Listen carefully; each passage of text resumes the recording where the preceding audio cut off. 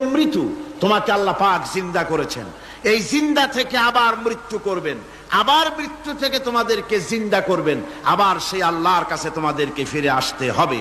সুতরাং মানুষ জন্মের পূর্বে সব মৃত্যু ছিল, একথা তো আজ বিজ্ঞানসম্মত কথা, বৈজ্ঞানিক সত্য কথা। মানুষ জন্মের আগে মৃত্যু ছিল। কিভাবে মানুষের উৎপত্তি থেকে এলো, কোরআনে কারীম তা পরিষ্কার করে বলছে। তোমাকে কিভাবে সৃষ্টি করেছে তুমি দেখো। সন্তান মায়ের জরায়ুতে আসার পূর্বে সে ছিল পিতার শুক্রকীট আর মায়ের ডিম্বাণু, অর্থাৎ স্পার্মটোজন এবং ওভাম, এই দুটি জিনিসের মধ্যে সে বিভক্ত ছিল। মায়ের বক্ষপিঞ্জর এবং পিতার পৃষ্ঠদেশ থেকে সবেগে নির্গত এক ফোঁটা পানি দিয়ে আমি আল্লাহ পাক তোমাকে সৃষ্টি করেছি।